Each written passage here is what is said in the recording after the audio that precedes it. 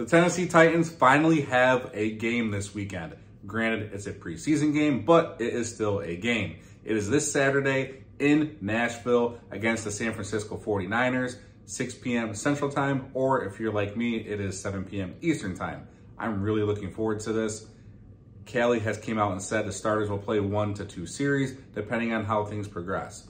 I'm really looking forward to just watching Tennessee Titans football, guys. Just to be honest with you, I'm just so excited. We'll be able to see new schemes. We're going to be able to see new players, specific position groups that I'm going to be looking for and looking at, and specific players to see, hey, especially the offensive line. Are we going to be able to see like MPF on the right tackle, Radens right guard? Are they going to switch things up? Are they going to put Brunskill in?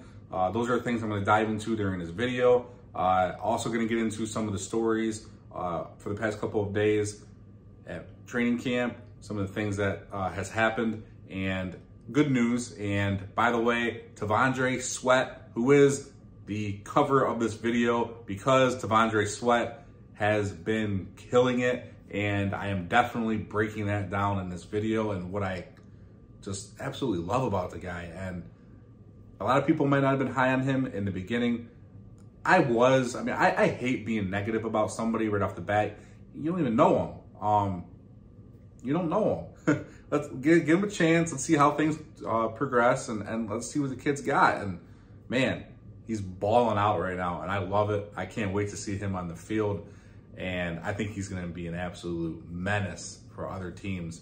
But we'll get into that as well. Guys, stay tuned.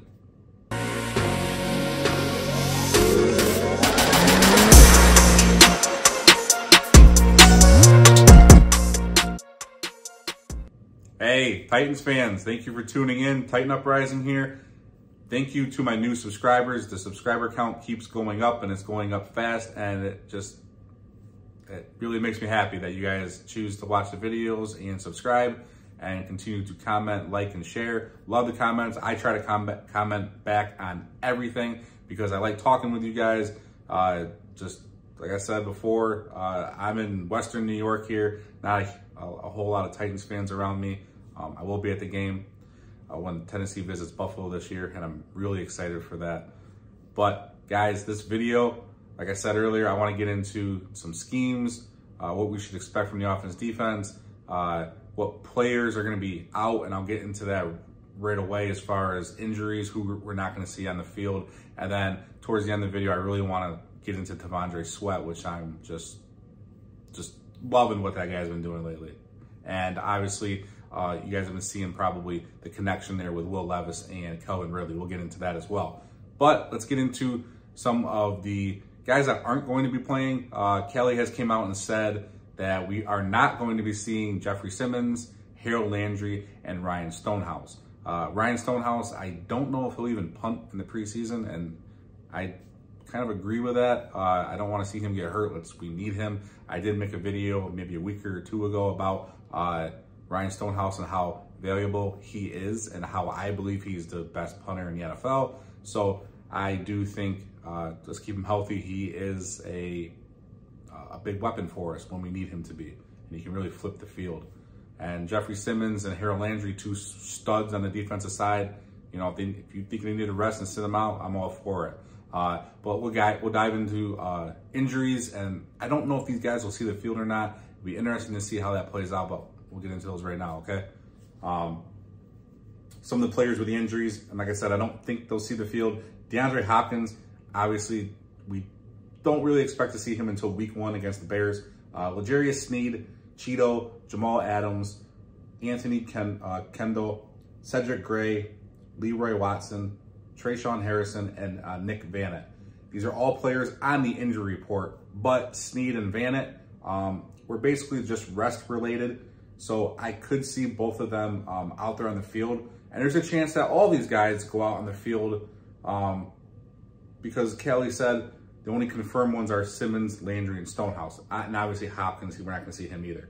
But he did say Simmons, Landry, and Stonehouse as the only starters who won't see any action.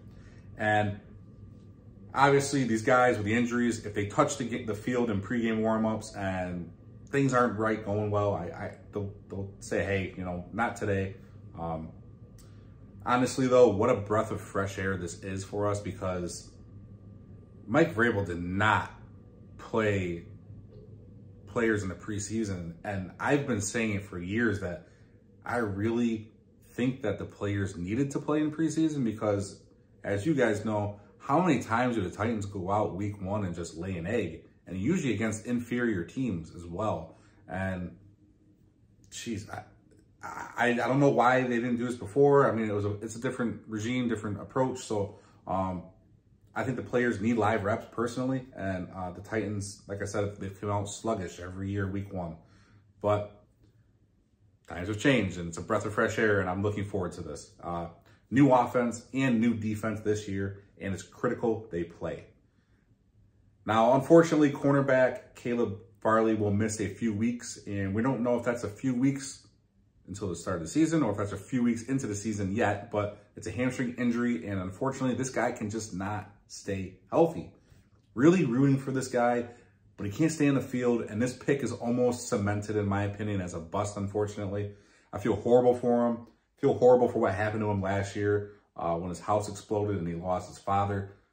But the Titans will likely be done with this guy by the end of the year, if not sooner. And it's sad. It sucks. It happens. I think he's a bust, unfortunately.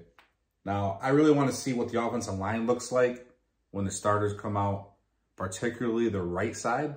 And I'm going to pop up the depth chart here for you guys for the remainder of the video, pretty much, so you guys can kind of see the depth chart. I think it's a good visual. You guys don't want to see my ugly mug the whole time, right? I want to see if they want to put Radens in there at right guard and then MPF at right tackle. That's what I think is going to, what it's going to be when they roll out the starters for the first series or two.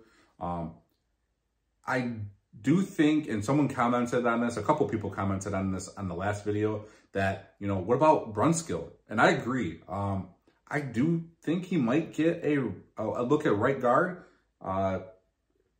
Interesting part, though, is the Titans had him listed as the backup center, but that was the unofficial depth chart, and that was before Sadiq Charles retired. So things change.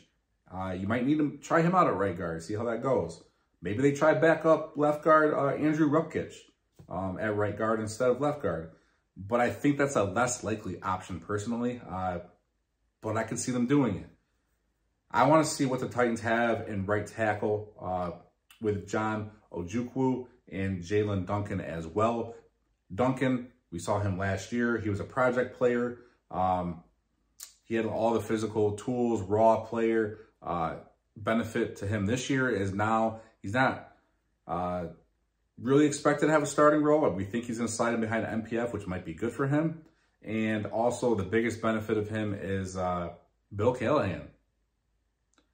Bill Callahan is going to be the biggest benefit to this offensive line by a mile. I mean, I think he's the best offensive line coach in the NFL. And I shouldn't just say the offensive line coach. He's a huge benefit to the entire offense. And I can't wait to see what he can do with some of these guys. There's a lot of second-round picks on this team. I mean, NPF, on the offensive line, I should say. NPF, Dylan Radens. I mean, and you got 2 first-round picks on the left side with Skoronski and Latham. I mean, he's got some talent there to work with. And, you know, if there's a guy that can get the best out of you, it's going to be Bill Callahan. And I want to see who they consider the starters to be, like I said earlier. Is it going to be MPF and then Radens? Is that what they're going to roll out with the ones for the first series or two? Really interested to see that. And then I want to watch how the rest of the line plays for the entire rest of the game, because this is an audition. The coaches are going to be watching too. I want to be watching. I want to see who can really just stand out on the offensive line on the right side particularly. And then obviously the left side matters too, but we're all worried about the right side. We think the left side is going to be fine. I'll be paying attention as a whole, but really the right here, guys. And as I said earlier, Will Levis and Calvin Ridley, they've really been connecting in practice lately, and they really connected on Wednesday. They connected on some deep balls. And remember, guys, Levis was missing Ridley here and there in the beginning, and a lot of people were being negative about it.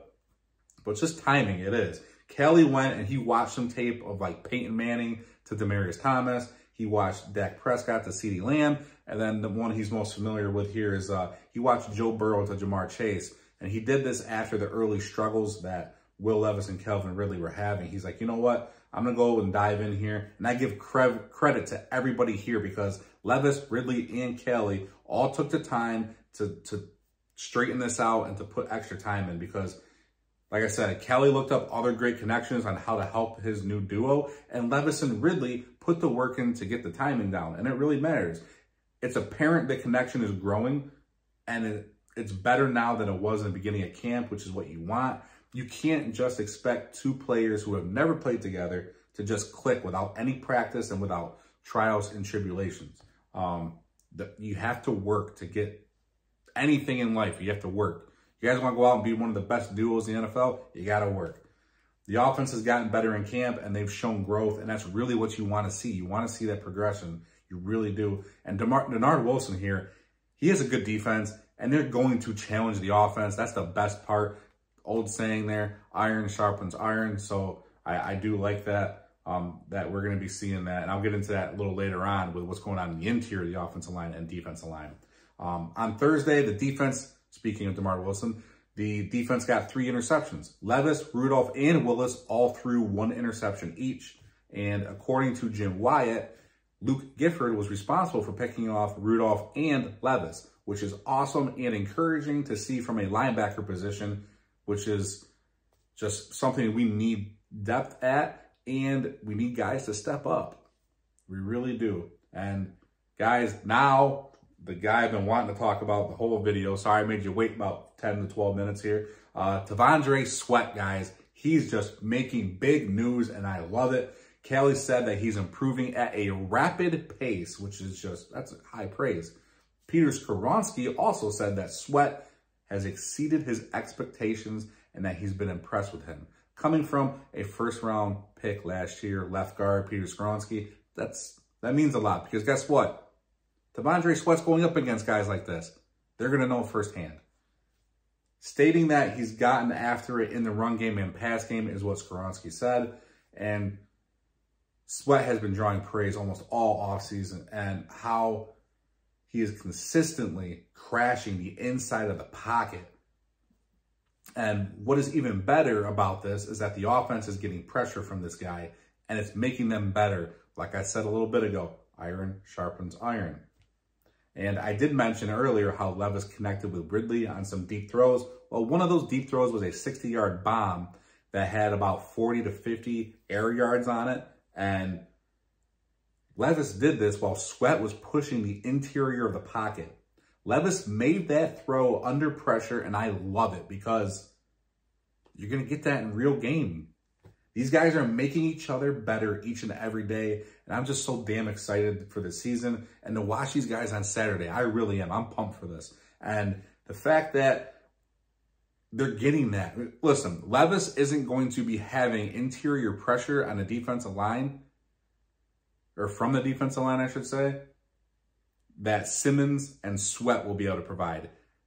They're going to be seeing what they're seeing in practice. They probably won't see in the regular season. This is almost going to be as good as it gets. So it's great practice for Will Levis to have pressure coming at his face, and it's great for the offensive line to experience that as well and to block these guys. It's going to make everybody better. Super excited. Sweat has also been worried and working about his conditioning. He says when he gets tired, he keeps going. He's brought up the conditioning numerous times on his own accord. And when I say worried, I shouldn't say worried about it, but he is definitely focusing on it. And that's awesome to hear him say that, saying all the right things, doing all the right things, just like J.C. Latham has been. And, you know, I'm very happy so far with the Titans' first and second round picks this year. Just ecstatic with them. I think it's going to be a great draft class altogether, but I think they definitely hit home runs on those two. And I said, hey, I made a video. T'Vondre Sweat was not a reach. So a few other guys that I really want to keep an eye on Saturday are Rashad Weaver, Shane Ray, and Caleb Murphy. I'll pop that depth chart back up here for you guys.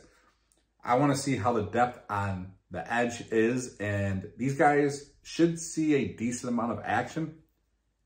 One of these guys will see significantly more play time with Key being suspended if we don't bring someone in via a trade or free agency. Or the Titans could see all of these guys have more play time if they decide to go with a rotation. Really want to pay attention to Weaver, Ray, and Murphy. I'm really pulling for Weaver here. I have high hopes for that guy. I might have bought a card of his that's signed. So yeah, not that it matters much, but I have a lot of faith in him early on. So I am a closet Weaver fan, I guess. I really do want to see him do good. And I'll be interested to see who from the secondary starts as well. If we see Cheeto and Snead out there, and Snead was the rest, Cheeto actually has the injury. If we see both of them out there, I'll be excited to see this new shutdown duo in Tennessee. One guy I think is going to get a lot of action, Jarvis Brownlee, the rookie redrafted this year.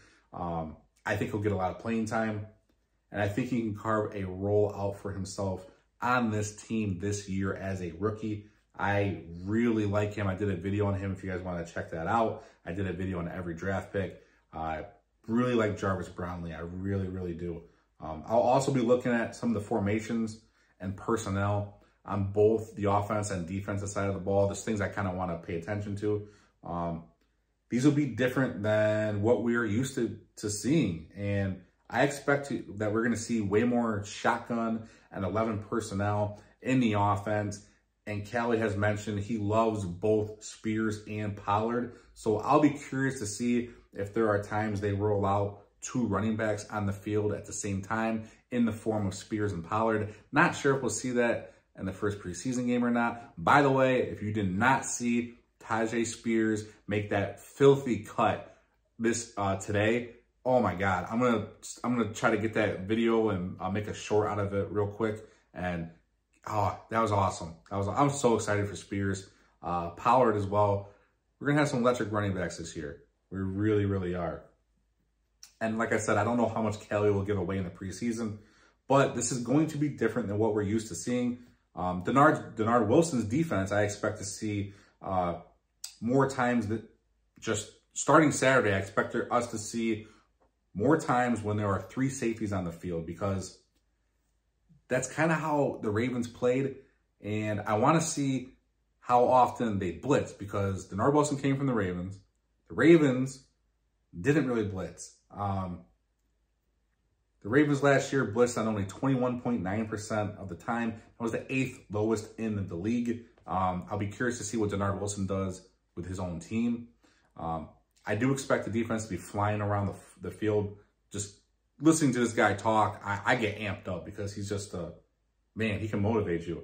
And he does want to be aggressive. He has said he wants to be aggressive, but he also mentioned aggressive doesn't necessarily mean blitzing. Aggressive is a mindset. So if that's what his approach is, you don't know if that technically goes to blitzing or not, because he kind of said it's just a mindset. But really want to see if they mix up things with this defense. And I find three safeties to be pretty interesting, especially because the safeties they're going to have now. I mean, Elijah Molden, Amani Hooker, we just got Jamal Adams, Quandre Diggs. Those are going to be some safeties that we can really, I mean, we might see four on the field. I don't know, especially because someone like Elijah Molden used to be a corner, so you could technically man him up on someone. And then someone like Jamal Adams is going to be interesting, because he can kind of more like a big-bodied linebacker almost. You can send him on a blitz right up the middle, or there's a lot you can do with these safeties. I like the approach they've done. It's obvious that they've spent money in the secondary, obviously, draft capital, and also spending picks when you acquire Snead in the draft and the trade. So, they are putting the resources into the secondary. So I really want to pay attention to that. We don't have the greatest depth at edge, which is why I do want to pay attention to guys, like I mentioned earlier, like Weaver and Murphy. So, I think this defense is going to kind of rely a little bit more on the secondary, because I don't think the depth is necessarily there in the front. But you got two guys crashing down with Simmons and Sweat. So I'm really excited to see how it all comes together. When you talk about it and you see it on paper, it looks amazing. But we got to see it first. And I think the scheme is going to fit. How many times do you see a player get traded somewhere, and they don't fit the scheme.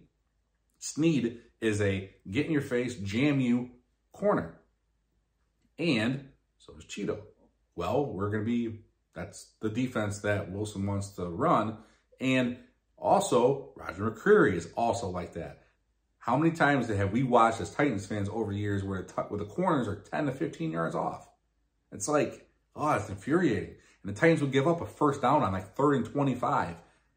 It makes me mad just thinking about it all over again. Because the memories they're there, they're real. But guys, I'm really excited for this game. I hope you are as well. What are you looking forward to? Are you looking forward to something that I might have missed, I didn't mention? Tight ends, maybe. Are you interested to see a wide receiver? Maybe Traylon Burks. Are you interested to see what he can do? Maybe with the ones, and they'll probably throw him out there with the 2s as well. Who's going to step up with DeAndre Hopkins' absence? Because he's not going to be on the field. When Ridley steps out and Boyd steps out, we're going to be seeing guys like Mason Kinsley. He's been making some noise as per usual every camp, and then he disappears. So guys like that. But obviously it's a new scheme this year. So guys that are making noise in camp that might have been making noise the past couple of years, maybe they're used incorrectly. So there's a lot to take away from this game, and I'm really excited to watch it and just watch and be a fan and see what's going on and see who they like and who they don't like, who's stepping up and who might be faltering a little bit. I'm really excited for this game.